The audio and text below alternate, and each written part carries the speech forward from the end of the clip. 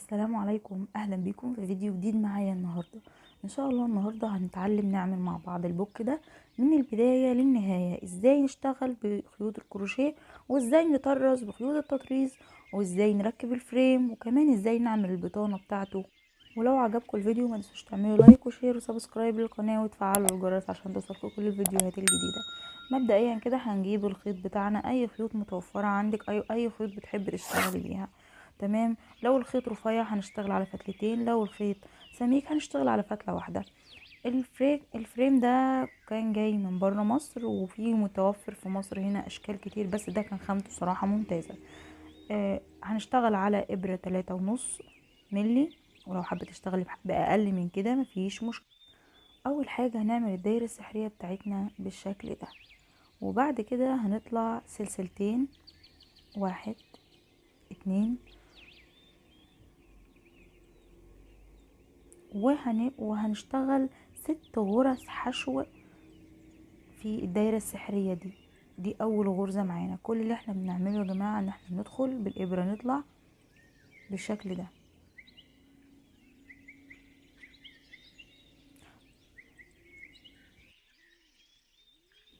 هنكمل بقى لحد ما نوصل لل6 غرز بتوعنا، وبعد كده هنشد خيط الفتلة جامد جدا علشان دي هتبقى البداية بتاعتنا.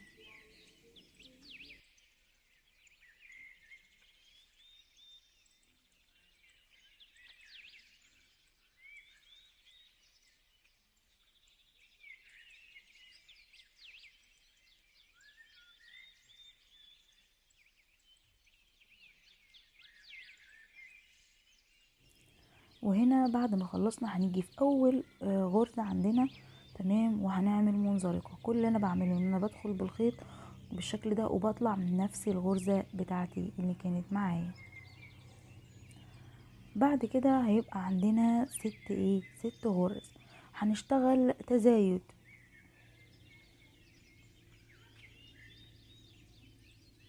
بالشكل ده في كل غرزة. يعني ايه تزايد؟ يعني كل غرزة هنشتغل فيها 2، فهنشتغل ال6 هيبقوا 12. والافضل ان احنا نعد طول ما احنا ماشيين كده علشان نتأكد ان احنا شغلنا صح. يبقى احنا عملنا اول سطر عندنا اللي هو 6 غرز حشو على الدايرة السحرية، وبعد كده هنشتغل السطر التاني اللي احنا شغالين فيه ده. السطر التاني يا جماعة هيبقى تزايد، وهنفضل مكملين كده تزايد لحد ما نوصل لاخر غرزة معانا. كل اللي احنا هنعمله ان احنا في اخر غرزة برضو هنعمل ايه التزايد بتاعنا، اللي هو هنعمل في نفس الغرزة 2 حشو. تمام، تزايد يعني 2 حشو. خلاص احنا المفروض هنقفل القفل بتاعنا. كل اللي انا هعمله ان انا مش هقفل بمنزلقة، بس انا هاخد سلسلة واحدة ارتفاع وهشتغل على طول في اول غرزة عندي. يبقى انا كده هوقف بقى ان انا اقفل بمنزلقة خالص. والناس اللي بتتلخبط يا جماعة ممكن تحط في اول غرزة اي ماركر كده او اي دبوس عندك، هيبقى الدنيا تمام. دلوقتي احنا جينا للسطر الثالث. السطر الثالث هنشتغل واحدة فرد والتانية تزايد، واحدة فردي والتانية تزايد، يعني فردي تزايد. يعني هنشتغل في اول غرزة واحدة حشو، وفي الغرزة التانية 2.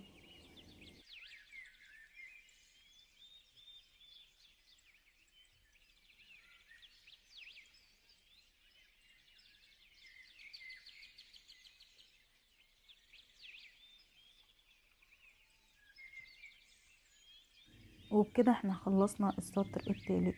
هنبدأ بقى في السطر الرابع ان شاء الله. وهاخد اول حاجة برضو ما ننساش السلسلة الارتفاع بتاعتنا. تمام. بعد كده هنبدأ نعمل 2 فردي وواحدة تزايد، 2 فردي واحدة تزايد. ده السطر الرابع بتاعنا، 2 فردي واحدة تزايد.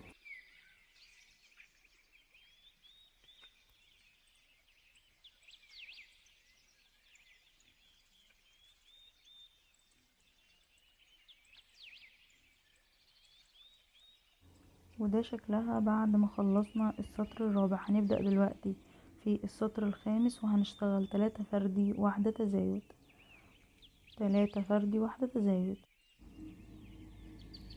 هنا هنبدأ في اول غرزة معانا، اول غرزة حشو، دي اول واحدة. هنيجي على الغرزة التانية برضو هنعمل عليها واحدة، يبقى دي كده، ده كده 2 3. واخر واحدة هنعمل فيها غرزتين حشو، وده اسمه التزايد. 1 2. هنكمل بقى الدور الخامس وهيبقى معانا بالشكل ده. هنبدأ في السطر السادس. السطر السادس بقى ده هيبقى عبارة عن 4 فردي وواحدة تزايد، 4 فردي وواحدة تزايد. هاخد سلسلة ارتفاع وهبدأ اشتغل 4 فردي وواحدة تزايد. 1 2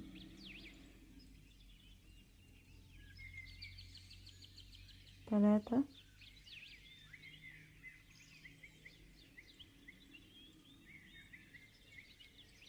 4.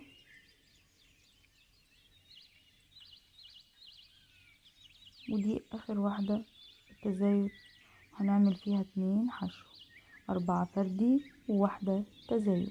هنكمل باقي السطر بالشكل ده. هنخلص السطر ده وهنرجع معاكم نشتغل السطر اللي بعده. وصلنا لنهاية السطر بالشكل ده. هنشتغل دلوقتي السطر السابع، 5 فردي وواحدة تزايد، 5 فردي وواحدة تزايد. اول حاجة طبعا سلسلة الارتفاع بتاعتنا مننساهاش. وبعد كده هنبدأ في اول واحدة عندنا، في اول غرزة عندنا، اول سلسلة عندنا، هنبدأ نعمل زي ما قلنا كام، 5 فردي وواحدة تزايد. دي اول واحدة معانا، 1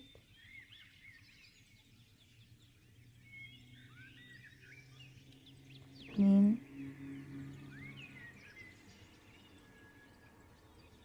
3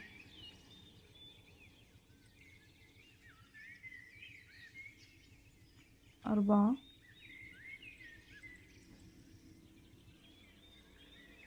5. واخر واحدة دي هتبقى فيها الايه، التزايد.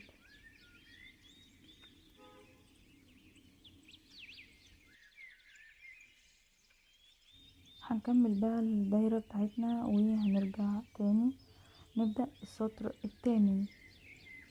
السطر الثامن هنشتغل فيه 6 فردي وواحدة تزايد. هنبدأ بقى نعمل 6 فردي والتزايد بتاعنا، 1 2 3 4 5 6 7. واخر واحدة هنعمل فيها التزايد بتاعنا ونكمل ونرجع. ده بعد ما خلصنا الدور الثامن، وانا هنا قلت اقيس الفريم اشوفه هو كده مناسب ولا لأ. فحسيت ان انا محتاجة كمان اكمل السطر ده. هاخد سلسلة ارتفاع وهعمل السطر التاسع. تمام، السطر التاسع هيبقى عبارة عن 7 فردي وواحدة تزايد، 7 فردي وواحدة تزايد. هنكمل بقى نعمل 7 الفردي والواحدة التزايد، تمام، لحد ما تبقى معانا بالشكل ده، ونبقى كده خلصنا السطر التاسع. وكده هيبقى على قد الفريم بالظبط. كل اللي انا هعمله ان انا هاجي في الاخيرة دي مش هعمل منزلقة، احنا هنشتغل حلزوني. حلزوني يعني عشان ما يبقاش عندنا القفلة اللي انتوا شايفينها في تحت دي، ففوق ما نعرفش فين، ما تبقاش باين خالص اي بداية ونهاية للغرز بتاعتنا، وتحس ان هي متداخلة في بعضها وشكلها حلو. كل اللي انا هعمله دلوقتي ان انا هشتغل غرز حشو على كل الغرز اللي عندي بدون اي تزايد وبدون اي حاجة جديدة. ان انت كل اللي انت هتعمليه ان انت تفضلي شغالة حلزوني كده، ماشية دواير على السلاسل الموجودة عندك حشو. الحشو اللي تعمليه الغرز بالشكل ده، واحدة واحدة هتبص تلاقيه مقوس وداخل جوه. وهنفضل ماشيين بالطريقة دي لحد ما نكمل، وما بنقفلش يا جماعة، احنا بنشتغل حلزون، يعني اول ما توصل لحد اخر واحدة هتكملي. هنفضل بقى نكمل لحد ما نوصل للشكل ده. زي ما قلت لحضراتكم ان احنا ماشيين حلزوني، يعني حشو على كل الغرز الموجودة، ودي اسهل غرزة اساسا ان حد يعني ممكن ايه يعملها.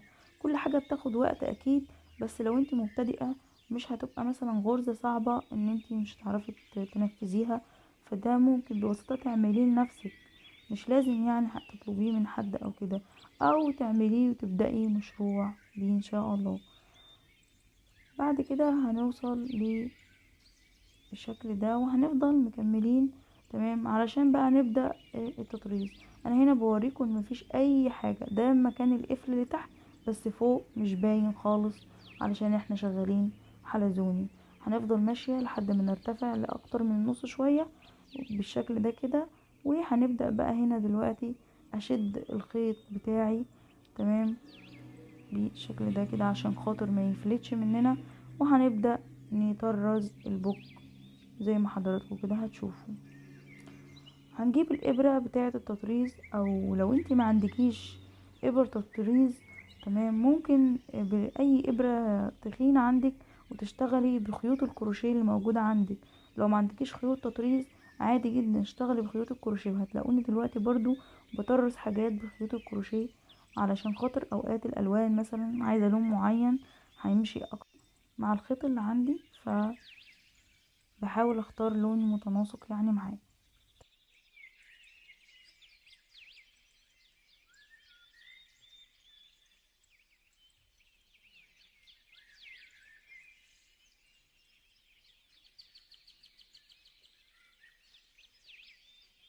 وهعمل دلوقتي وردة اسمها الوردة العنكبوتية. الوردة العنكبوتية كل اللي انا هعمله دلوقتي ان انا هثبت الخيط، لان طبعا الخيط ده رفيع فهيعدي، فهاجي على العقدة اللي انا عاملاها كده من طرف العقدة، وهدخل الابرة بتاعتي بحيث ان هو يبقى تمام، ما يتشدش معايا وما يفلتش. تمام، وعشان ما اعملش عقد كتير جوه ولا حاجة، فانا خلاص جيت من نهاية الخيط وبدأت. هبدأ بقى اشتغل الغرزة دي وهسيبكم تشوفوها احنا بنعملها ازاي.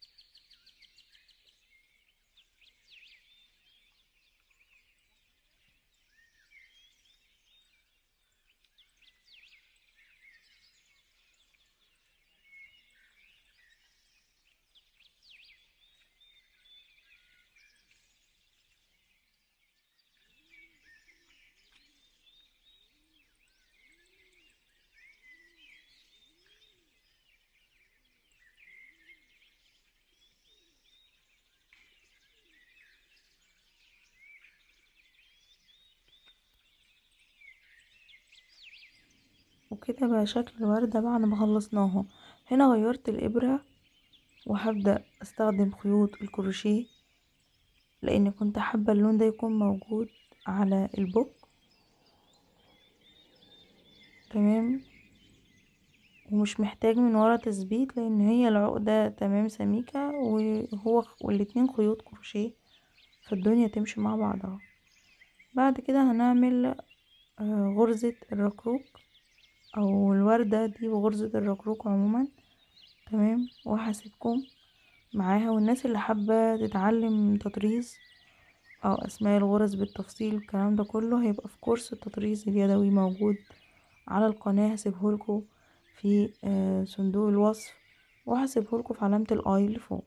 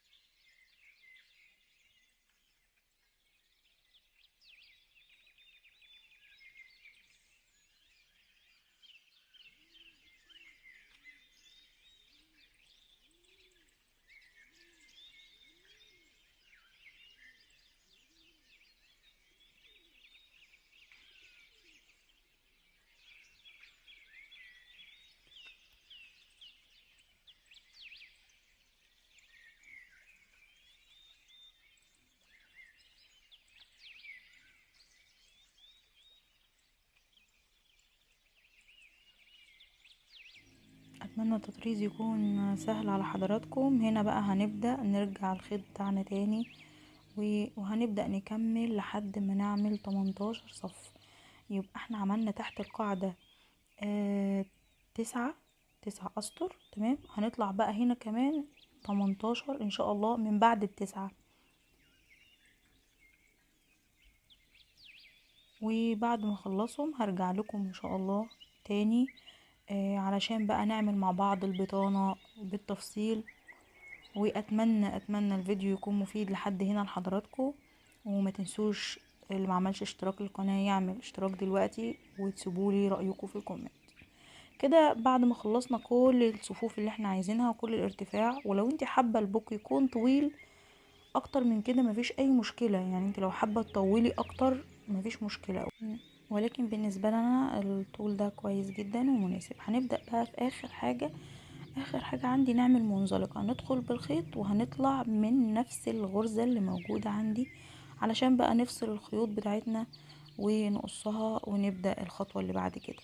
هقص الخيط كده وهنضف، اعمل تنظيف للخيط بتاعي بإبرة سميكة تدخل الخيط بتاعنا او إبرة التنظيف عموما.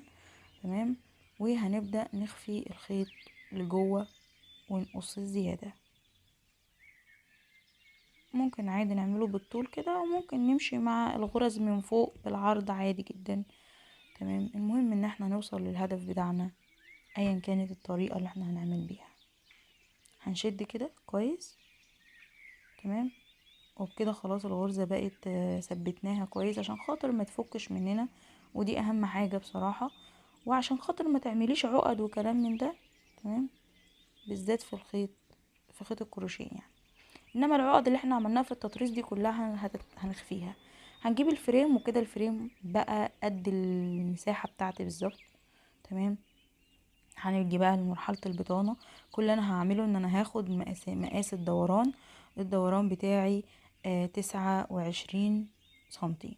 تمام، والطول بتاعي هيبقى 8، فانا هخليه 9 عموما او 10 كده. وهعمل القاعدة ان انا هاخدها كده ايه، هاخد قطعة على قد القاعدة. ممكن ترسمي بقلم حوالينها وتقصي على طول الدايرة لو انتي ما بتعرفيش، ولكن انا بعملها بالطريقة دي بصراحة اسهل. يعني بقص قطعة كده على قدها وبعملها يعني بالشكل ده، بقسمها مربعين، طبقها بالطريقة دي، واخد الدوران بتاعي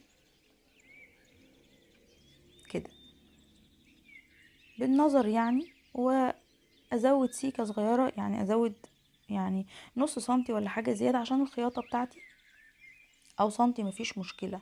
تمام، عن المقاس الموجود عندي، وهتبقى معايا بالشكل ده في النهاية.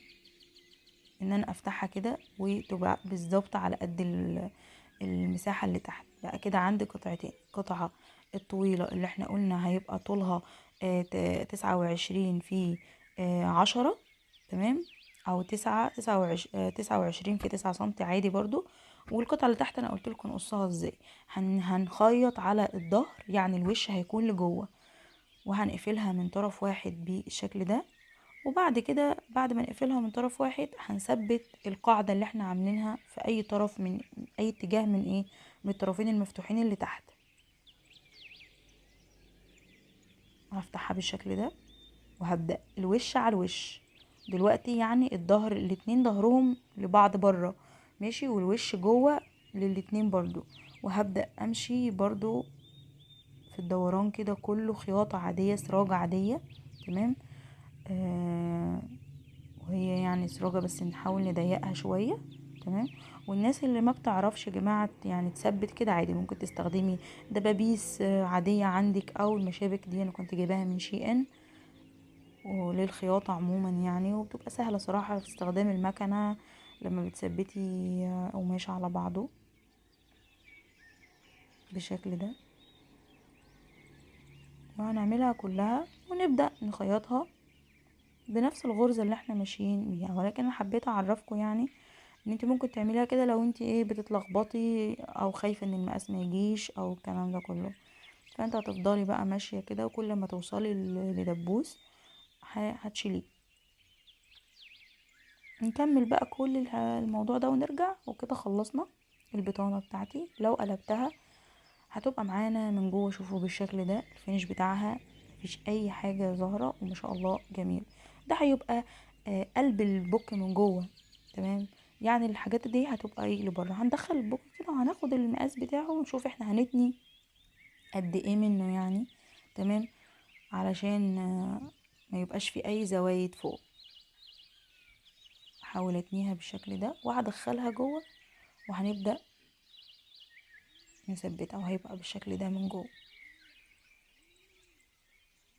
هبدأ برضو الخطوة التانية اثبتها بالشكل ده دبابيس عادية. اهم حاجة نشوف وش البوك فين والظهر بتاعه علشان تبقى المساحة مظبوطة بالظبط.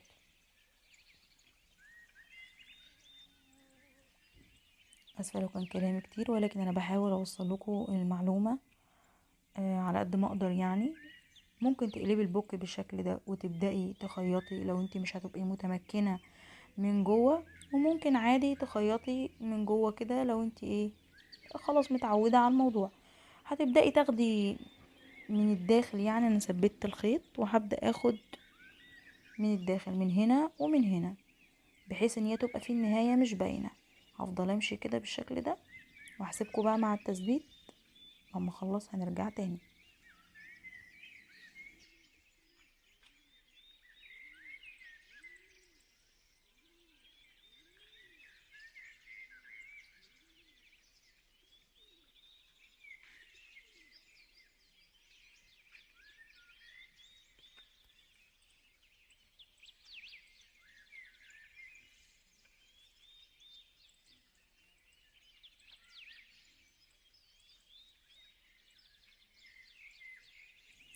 وهنا بعد ما خلصت خالص كله اوكي، هنبدأ بقى نظبط الخيط بتاعنا.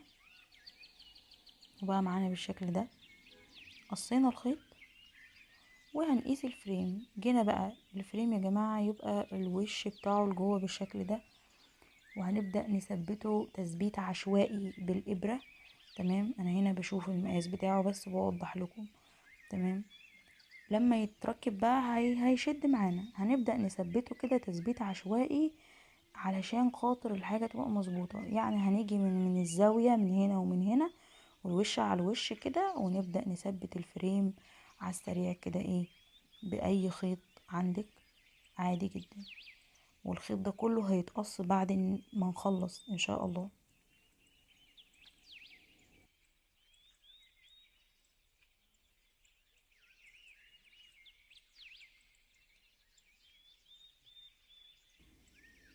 هنبدأ بقى هنا ندخل البوك لجوه. تمام. وطبعا الكروشيه والبطانة، يعني هيكل البوك نفسه والبطانة الاتنين لازقين في بعض. فكل اللي انا هعمله ان انا بقى هبدأ هجيب الخيط او اللون اللي انا هبدأ اطرز فيه. وطبعا قلت لكم ان الفريم من بره فيه خروم او فيه اخرام كده كتيرة، فانا هبدأ اشتغل فيها. في فريمات تانية ما بيبقاش فيها اخرام ودي بتتلزق، فاحنا هنا بنتكلم عن اللي فيه ايه اخرام. هنبدأ بقى نظبط لنفسي كده اول فتحة وهدخل بالشكل ده وهشد. وكل ما انا ماشية ازق كده الخيط وازق القماش جوه المعدن علشان لما اطلع بالغرز تبقى لجوه وما تبقاش باينة من بره. يعني لما نفتح البوك كده البوك يبقى الفينش بتاعه تمام وما فيهوش اي غلطة ان شاء الله.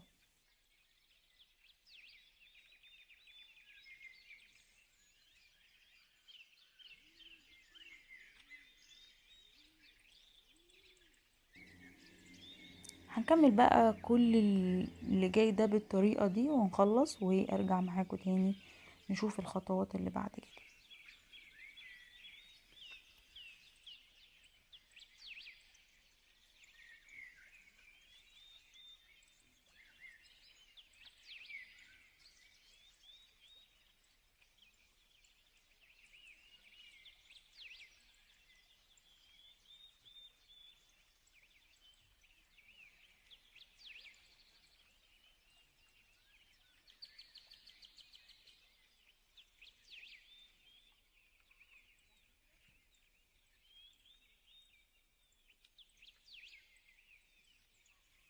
وهنا بعد ما خلصنا خياطة الفريم كويس هنبدأ نقصقص بقى الايه الخيوط اللي عندي الزيادة دي بالشكل ده.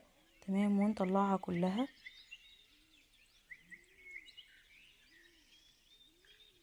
فانت متقلقيش، هي هتطلع يا دوب بس حاجة للتثبيت، علشان واحنا بنخيط يبقى الموضوع سهل بالنسبة لنا وعارفين مكان كل قطعة فين بالظبط، عشان نخيط صح وما يبقاش عندنا اي اخطاء نطلع بيها. هيبقى معانا بالشكل الجامد ده في النهاية. ده الفينش بتاعه من جوه، الخيط مش باين خالص من جوه، هيبقى كده. ممكن نضغط عليه ويكون كمان بالطول، وما شاء الله يعني بصراحة كان جميل جدا، وممكن تعمليه بأي شكل. والطريقة بقى التانية ليه ان احنا ممكن نضغط عليه بالشكل ده كده ونفرده خالص. تمام، ويبقى معانا طويل عشان ياخد الكروت او ياخد البطاقة او اي حاجة. هنا بدأت اعمل الشرشوبة. تمام، وهي طريقتها سهلة جدا ما فيهاش يعني حوارات. لو حابين اقول لكم طريقتها من البداية عادي قولولي، واعملها لكم فيديو مختصر كده ليها. علقت بقى اللوجو بتاعي ودخلت، هو كان فيها فتحة من الجنب كده. تمام، وبعد كده ثبتهم في حلقة معدن اكسيد برضو اللي بنستخدمها في السلاسل. تمام، وبقى معانا بالشكل الحلو ده ما شاء الله. اتمنى الفيديو يكون مفيد لحضراتكم، واتمنى دعمكم. تمام، علشان اقدم لكم فيديوهات جديدة وتشجعوني اعمل لكم فيديوهات جديدة. ما تنسوش تسيبولي رأيكم في الكومنتات، ولو في اي استفسار سيبوهولي هرد عليكم ان شاء الله. تابعونا على الفيسبوك بالاكونت اميرة محمود فتحي، ولو حد حابب يبعت لي اي مسج او اي حاجة ان شاء الله برد على كل الناس. شكرا جدا لمتابعتكم، والسلام عليكم ورحمة الله وبركاته.